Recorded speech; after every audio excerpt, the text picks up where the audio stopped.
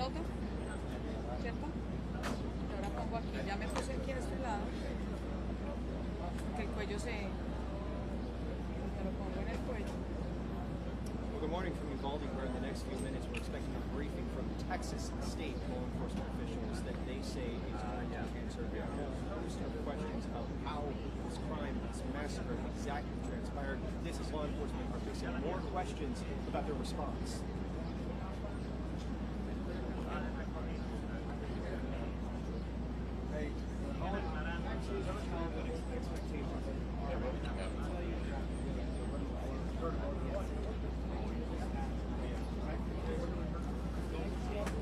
Uy, ya va a empezar.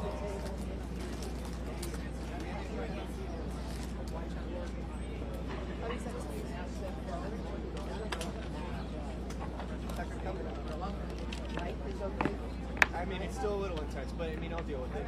Thank you for asking. Don't make it better. Better? Better. Yeah? Yeah, the higher the better. All right. All right, everybody. About to get started. Don't hesitate.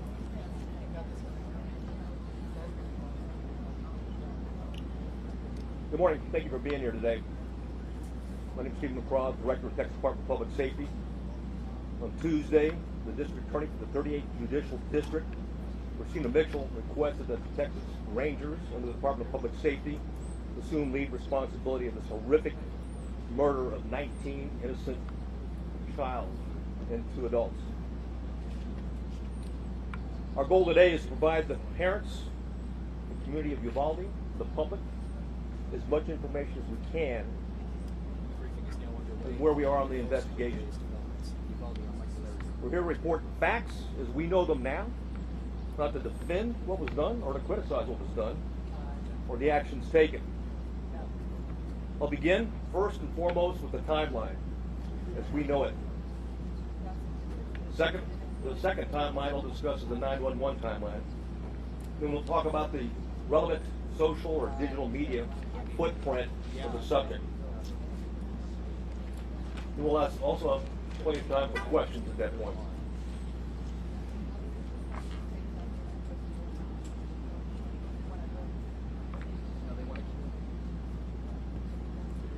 At 11:27, we know from video evidence, 11:27, the exterior door suspected of where we knew the shooter entered, Ramos, was propped open by a teacher. 11:28, the suspect vehicle crashes into the ditch, as previously described. The teacher runs to the room 132 to retrieve a phone, and that same teacher walks back to the exit door, and door remains propped open. There were 2 males, as reported by Regional Director Escalon yesterday. There were 2 males at a funeral home that when they heard the crash, they went to the crash scene. When they arrived at the crash scene, before they got there, they saw a man with a gun exit the passenger side with a backpack, and they immediately began running. Ramos began shooting at him. Did not hit him.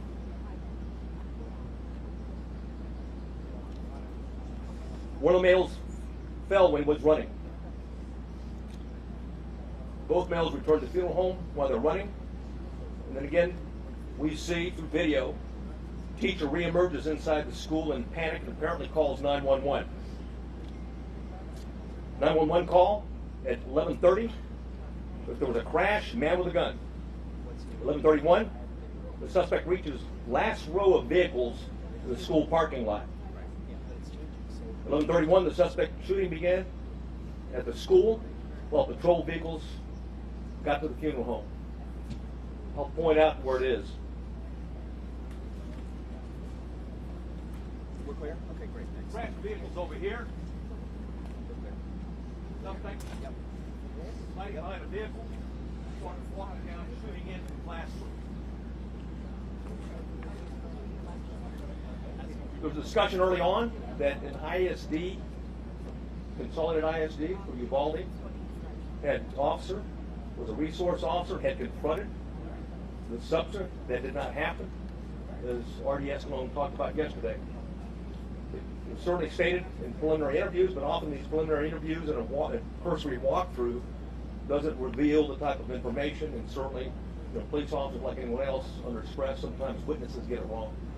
But the bottom line is that officer was not on scene, not on campus, but had heard the 911 call with a man with a gun, drove immediately to the area, sped to what he thought was the man with a gun, to the back of the school, what turned out to be a teacher, and not the suspect. In doing so, he drove right by the suspect, who was hunkered down behind a vehicle, where he began shooting at the school.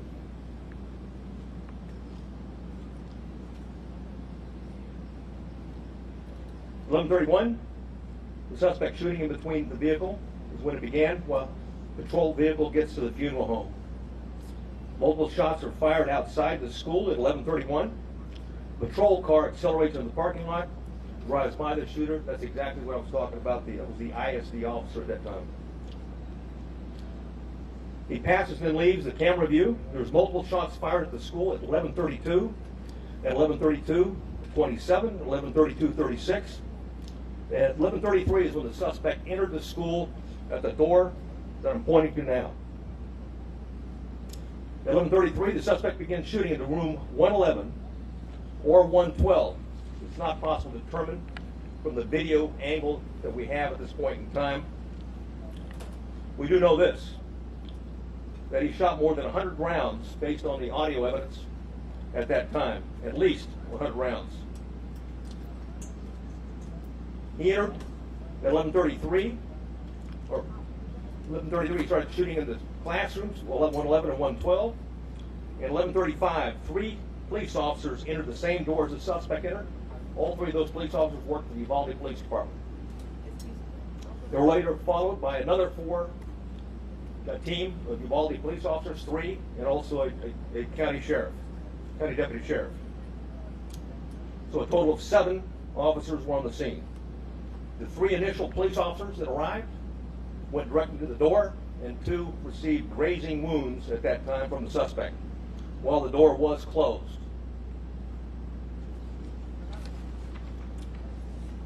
At 11:37, there was more gunfire. Another 16 rounds was fired at 11:37.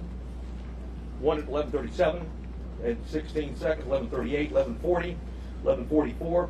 At 11:51, a police sergeant and USB agents started to arrive. At 12:03, officers continued to arrive in the hallway, and there were as many as 19 officers at that time in that hallway.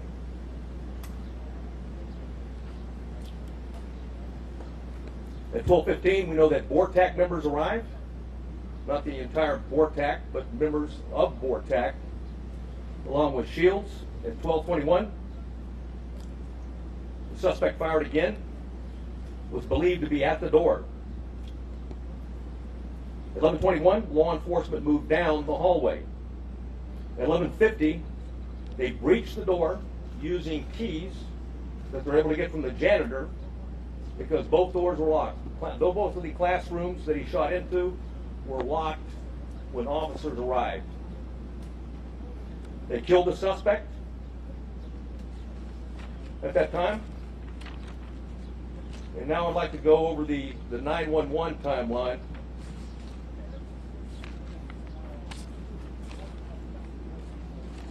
So I warn you, it's not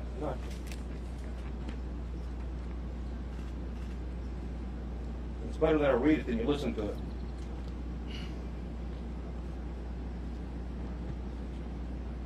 The caller identified, I'll not say her name, but she was in room 112, called 911 at 12:03. The duration of the call was 1 minute and 23 seconds. She identified herself and whispered she's in room 112.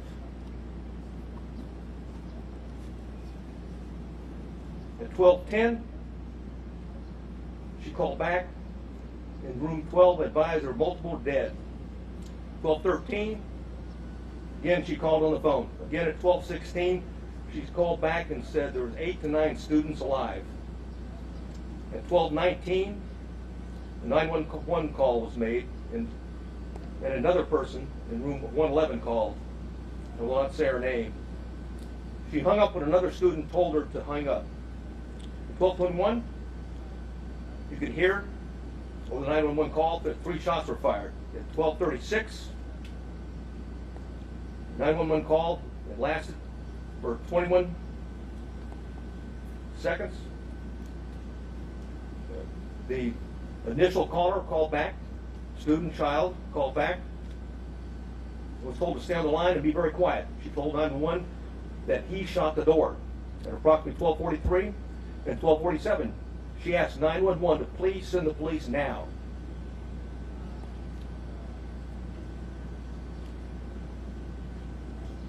At 12:46, she said that she could hear the police next door. At 12:50, shots are fired. They could be heard. It was a 911 call. And at 12:51, it's very loud and sounds like the officers are moving children out of the room. At that time, the first call that called was outside before the call cuts off.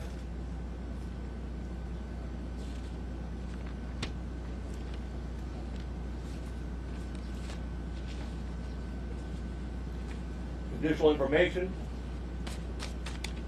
that we have is that there are 58 total magazines at the school related to the crime scene. 11 of those magazines were inside the school. 3 were on the suspect's body.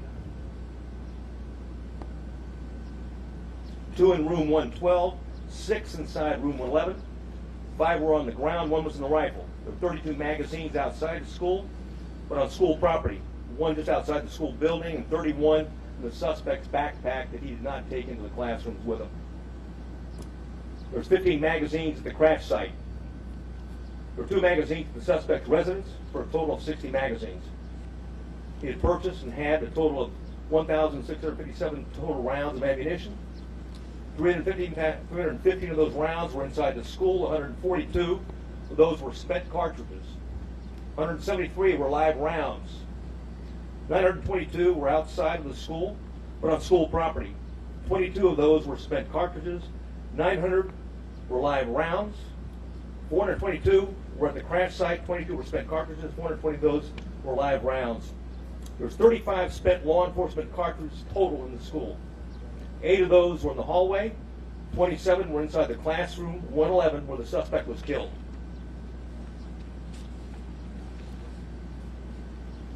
I mentioned that I'm going to go over quickly a digital timeline.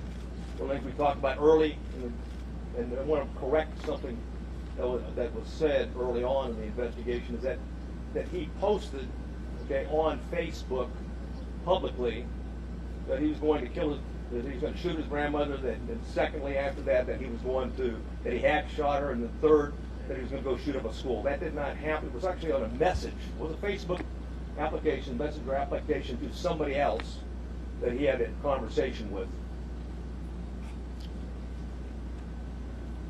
We know that through his digital media footprint, and I'll just do it by date time, that Ramos asked his sister to help him buy a gun.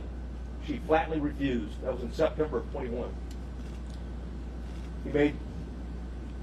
I'll avoid some of these and get to he had Instagram, a 4-group chat. And it was discussed that Ramos being a school shooter. That was on February 28th of 2022. On March 1st of 2022, there was an Instagram he had with 4 people. It was a chat. He discussed him buying a gun. On March 3rd, 2022, there was another 4-person chat.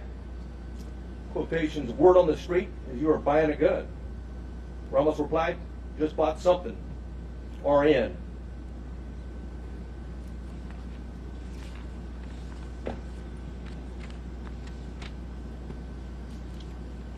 On March 14th, and there was an Instagram posting by the subject, in quotations, 10 more days. The user replied, are you going to shoot up the school or something? The subject replied, no, and stop asking dumb questions and you will see.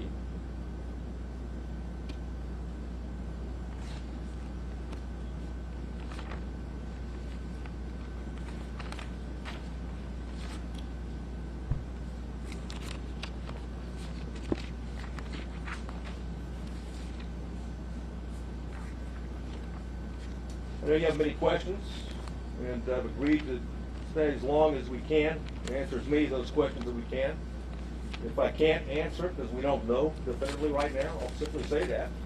And it continues to be a preliminary investigation. There's, literally, certainly over hundreds of interviews have been conducted, will continue to be conducted, and there's thousands of leads that are being pursued, not consecutively, but concurrently. And thanks to our federal and local partners, and I do want to mention behind me, we've got the FBI Special Agent in charge. We also have an ATF Special Agent in charge, or ASAC, and of course, who else do I got behind?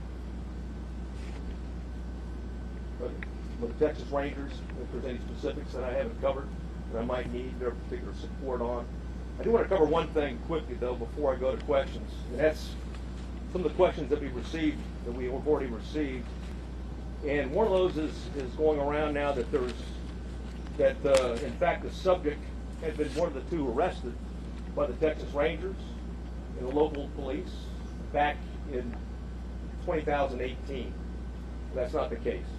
It was not one of the individuals. In fact, we have found no links, associations, and relationships in that investigation. Clearly, it was a threat. It was back in 2018. Two juveniles were charged with attempted or conspiracy to commit capital murder. There's no question that we thought, and we had evidence, and certainly the district attorney agreed, that these juveniles, one 13, one 14 years old, was a threat to Uvalde. And there was a discussion at that time, even the senior year of the one that was 14 years old, which would make it 2022. However, it was not the subject.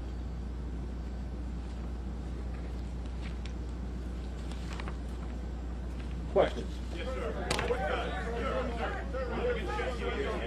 Huh? Okay. Oh, yeah. Oh, one thing I want to say, one thing I failed to say is that when we're done, we have Tony Pena with us. He's going to translate into Spanish, okay, what the answers and the questions are afterwards.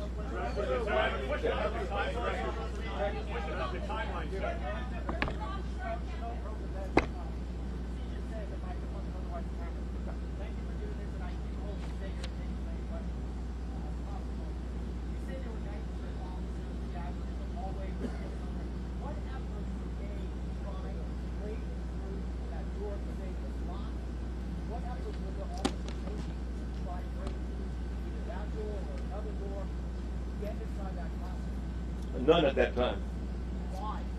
The on-scene commander at the time believed that it had transitioned from an active shooter to a barricaded subject. Sir, you have people who are alive, children who are calling 911 saying, please send the police. They are alive. In that classroom, there are lives that are at risk. Hey, we're well aware of that. Right. Yeah. Why was this decision made not to go in and investigate? Again, the on-scene commander considered a barricaded subject and that there was time and there were no more children at risk. Obviously, based upon the information we have, there were children in that classroom that were at risk, and it was, in fact, still an active shooter situation and not a barricaded subject.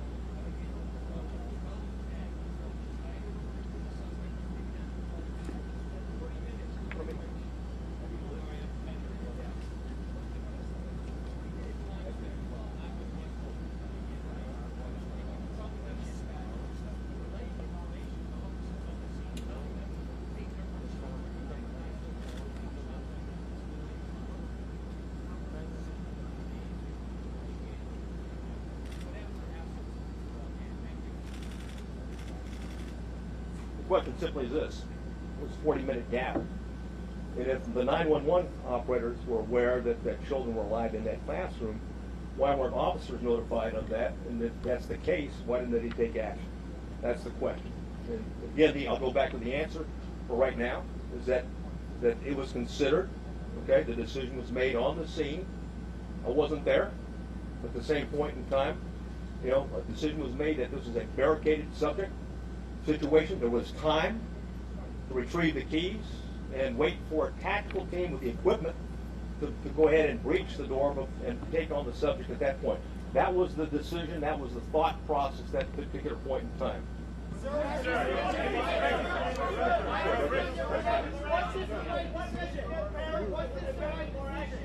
What?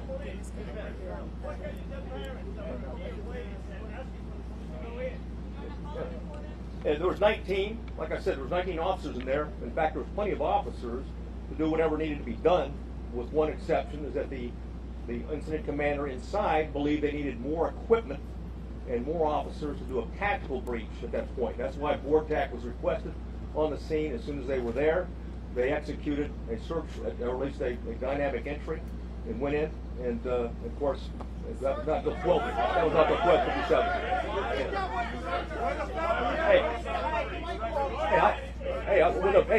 With the benefit of hindsight. Hey, the benefit of, stand by. Hey, stand by. Hey, stand by. All right? I got it. Got it. Okay. Hey, from the benefit of hindsight, where I'm sitting now, of course it was not the right decision. It was the wrong decision. Period. There's no excuse for that. But again, I wasn't there, but I'm just telling you, from what we know, we believe there should have been an entry at that as soon as you can. Hey, when there's an active shooter, the rules change. It's no longer, okay, it's no longer a barricaded subject. You don't have time. You don't worry about outer perimeters. And by the way, Texas embraces active shooter training, active shooter certification, and that doctrine requires officers, we don't care what agency you're from, you don't have to have a leader on the scene. Every officer lines up, stacks up, goes and finds where those rounds are being fired at, and keeps shooting until the subject is dead. Period.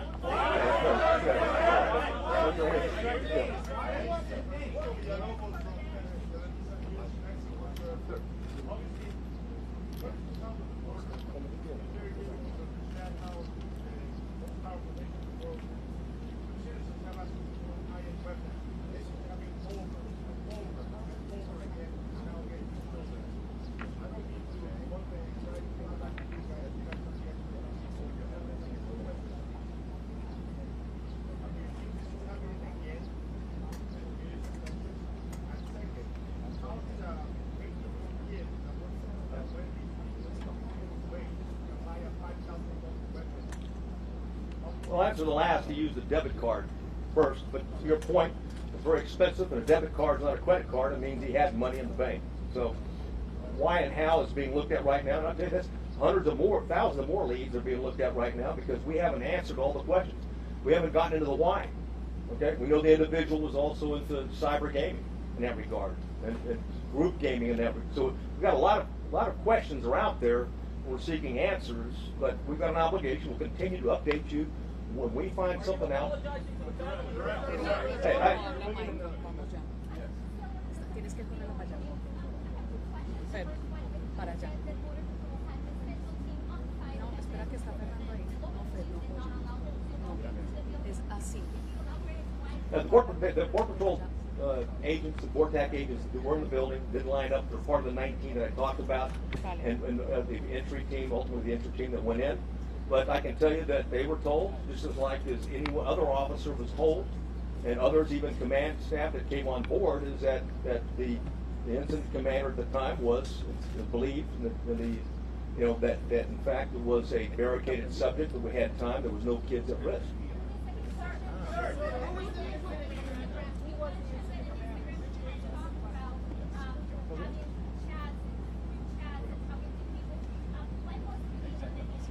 I wish he was. Because then there's no question. And I'll say this right now, but every time we have one of these, there's copycats, okay? And we need the public, just like we did back in 2018, it was a public, okay, that came forward that we got 2 people that are about to shoot up a school or planning to shoot a school. It's imperative on the public, when you get something, just because the guy sounds like he's a nut, he may be a nut, but just because it sounds like, well, it's possible to do, he may be intended to do, as I've read the timeline based upon the chats that he had. So we need everyone, when we have a threat to life like that, to take it seriously and report it. Because ultimately, this is tragic. What do you tell the parents of 19 kids, or the families of two teachers? Yeah. Or the family. Yes, sir. Yes, sir. Wanted to wait for tactical gear. My 12:15 15 officers and shields on scene. Yeah. Yet you did not reach the door until 12:50. Hey, but like I said it before, is that, well, first of all, when it comes to an active shooter, you don't have weight on tactical gear. Do you believe Plain you and followed simple, the you've got an obligation. What I know now, okay, absolutely, it was an active shooter, because you can transition, keep in mind, in the doctrine, okay, of active shooters, you can transition from an alert, from an active shooter situation to a barricaded subject or a barricaded with hostage subject, but if shooting continues, and you have any reason to believe that there's individuals alive in there, you've got an obligation to move back to an active shooter posture, and that means everybody at the door. Are you saying those children were no longer at risk when he barricaded himself? Todavía te da un triciclo como correla. Correla es lo que más puede. En la base. Mira, ahí te da un correla. Well, Un triciclo. Uvalde has a part-time SWAT team, number one.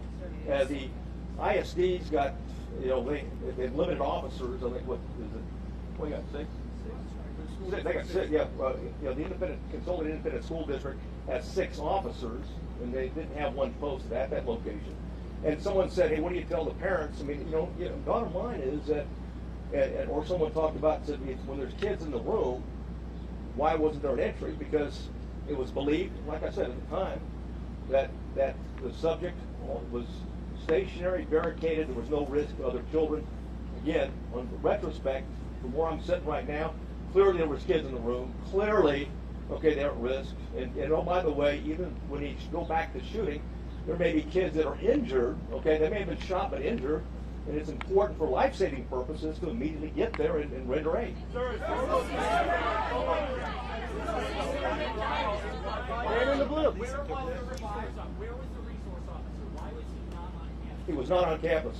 Why? Well, Where was he? again, we'll have all those answers down the road, okay? Dylan. Yeah.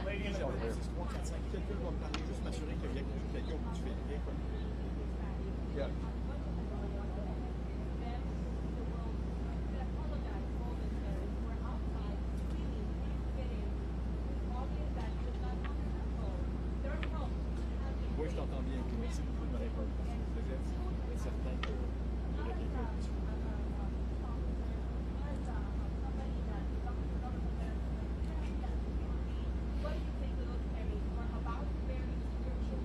Well, first I want to say that the Consolidated Independent School District officers were there early. There was 4 of them, and they immediately began evacuating the school and did that throughout the process. So keep in mind, so that was going on. What do I say to the parents? I don't have anything to say to the parents other than what had happened. We're not here to defend what happened. We're here to report the facts so they have the facts. Yeah. Hey, bottom line, consultant. Any of the family members gassed or taped outside the building? I'm sorry? Oh, yeah, I don't have any information on that.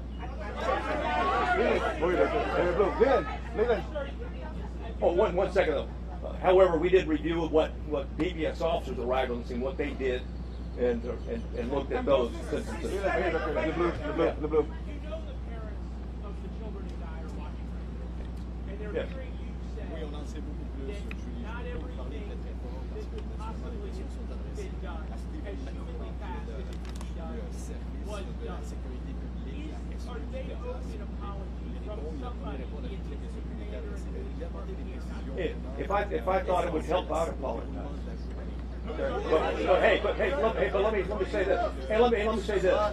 When you go back to the timeline, again, I want to go back and I'm not defending anything, but you go back to the timeline.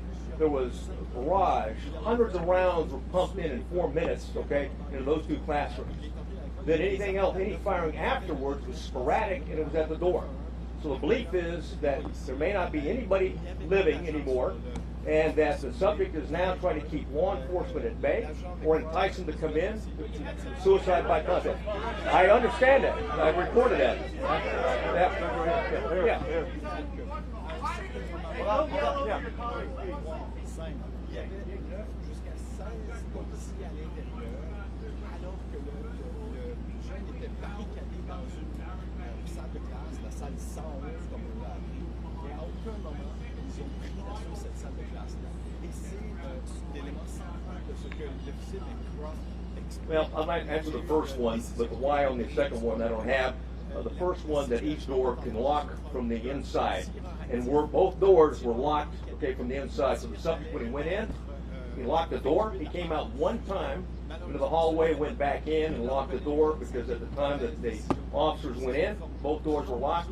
They got a key from the janitor and used it.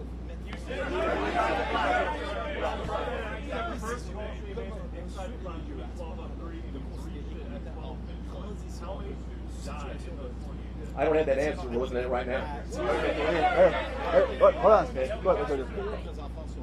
de récit d'appel 911, de SMS sur 911 par des enfants qui appellent les policiers à l'aide, disant que les policiers viennent nous aider.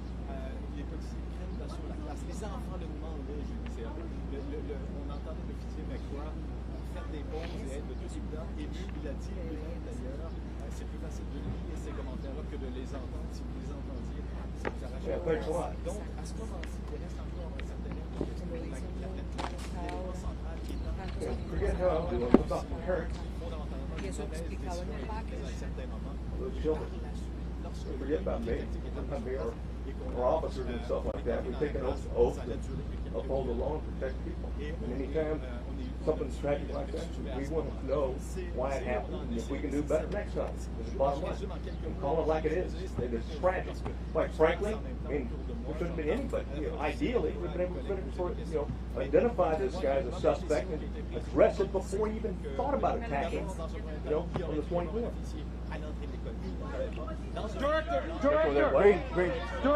Director. Go ahead. There's a lot of ammunition, a lot of rounds. Are there other people that you're looking at to arrest that aided him? And we're looking at other people. Absolutely. Anybody who's been in contact, we're looking at anything. The Police Association, that may have known something, and will continue, and may have been involved in some chat room gaming along with them. So there's nobody that we're not going to talk to and look at.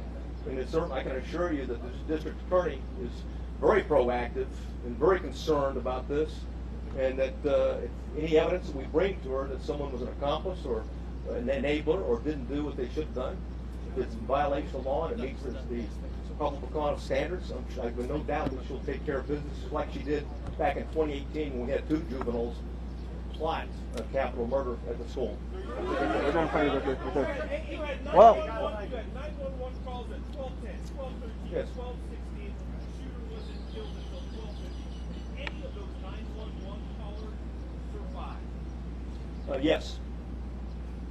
And all of them. I can't tell you that with certainty, but more than one survived. How many children died? I'm sorry, what?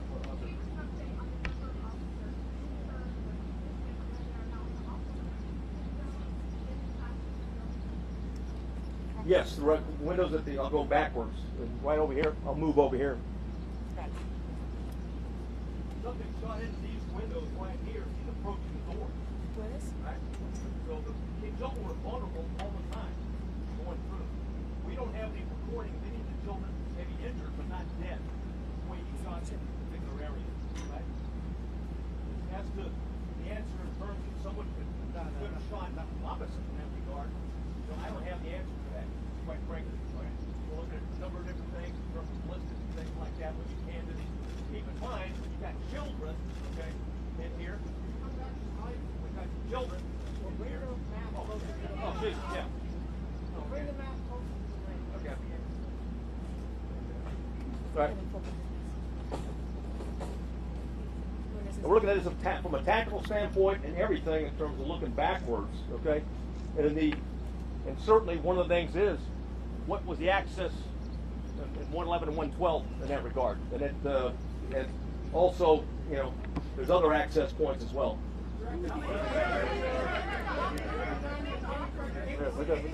Hold on. Let me say one thing. Well, one thing I didn't point out, okay, is that when we've got him going into these rooms, right here's the Jack and Jill restroom between. So not unlike Santa Fe, the classrooms are separated, but they're really connected.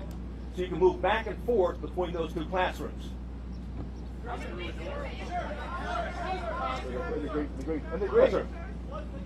commander receiving the information coming via the 911 call? And if so, why not? And if so, speak to the level of investigation that you're putting into that area. Yeah, well, that question will be answered, but I don't have I'm not going to share the information we have right now, because I don't have the detailed interview right now. Go ahead, sir. Right there. Yeah. Go ahead, If it was a barricade situation, did any police officers go in and get their own kids while the parents were outside? Not that I'm aware of, no. Right there. Go ahead, yes, please. How many children called 911 and know for a fact if any of those children died? I know for 2 for certain did, and those 2 did not die. Why was that propped open door still propped open even after the incident was occurring with shots being fired in the air? Bottom line is, like we reported what happened. That back door was propped open. It wasn't supposed to be propped open. It was supposed to be locked. And certainly the teacher that went back for her cell phone, it propped it open again. So that was an access point that the subject used. Go ahead, Blue. Go ahead. Hold on. You have said in hindsight mistakes were made. A Democratic congressman is now calling for the FBI to investigate the response here. Yeah. It is going to be held accountable. Well, first of all, we welcome the FBI. There's a reason why there's the FBI special agent in charge behind me right now. They play a vital role. And again, this is about finding facts and reporting facts as quick as we can.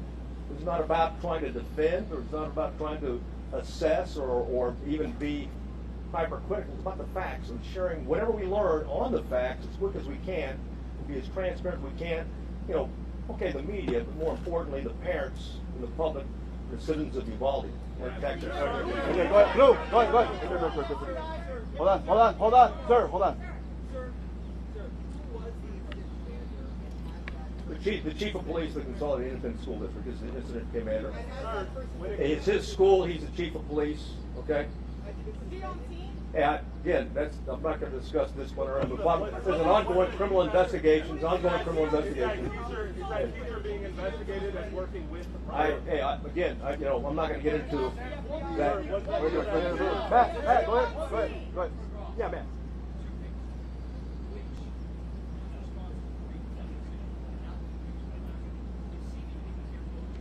The chief of police of the Consolidated Independent School District, he was convinced, and again, I want to go back and say, he was convinced at the time that there was no more threat to the children, and that the subject was barricaded, and that they had time to organize with the proper equipment to go in. The subject already had hit, 3 officers, and hit 2 officers, and I didn't answer the final question. A third, a border patrol agent was grazed as well, but no police officer was seriously injured.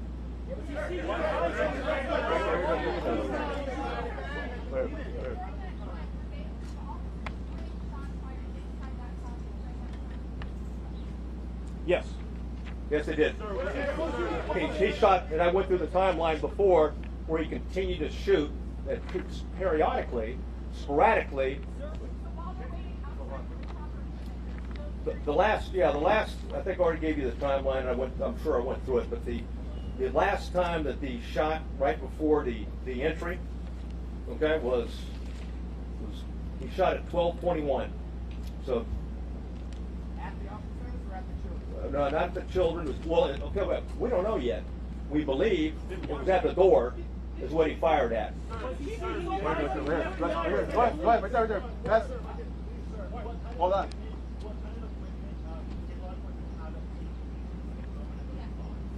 Hey, well, we know that beginning when the VORTAC agents arrived, they had 3 ballistic shields.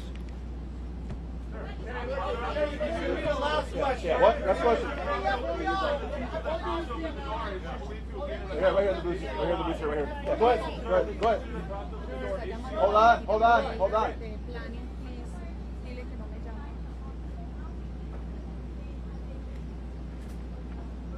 I don't know.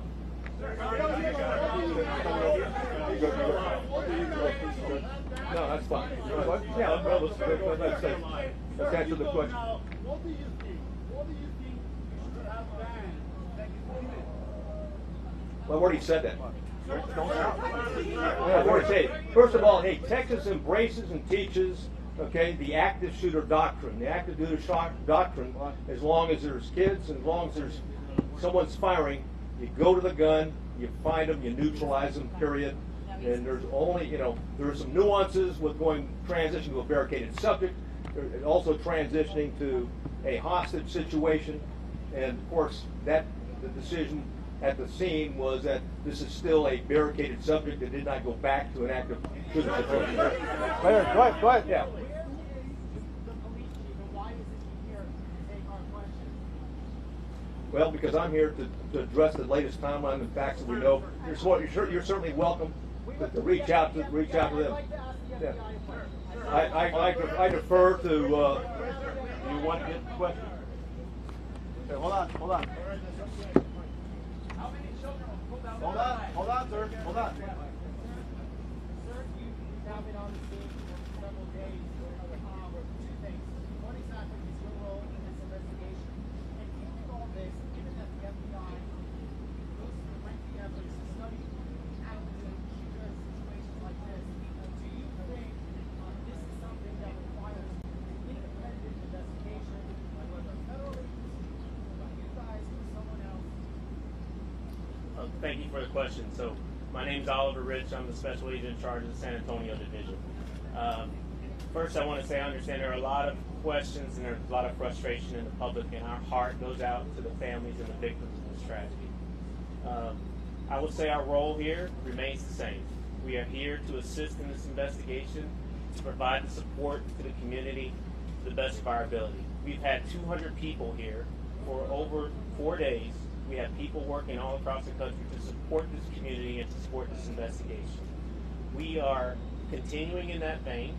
We have victim specialists here working with people in the community, and we will continue to do that. If the facts bear out that there is a federal nexus, then the FBI will conduct an appropriate investigation at that time.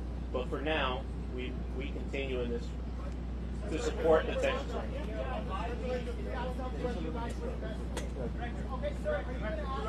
How many more questions?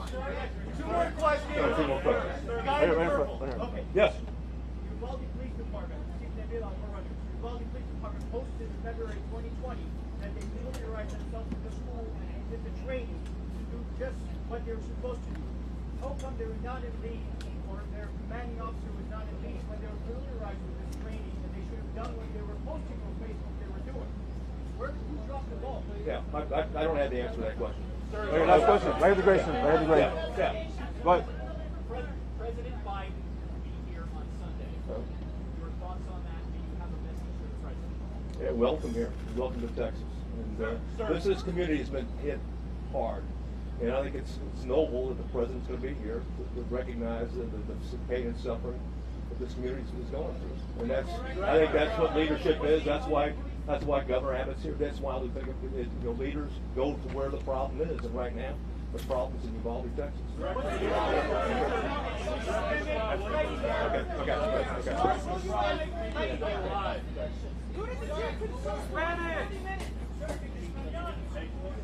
En español.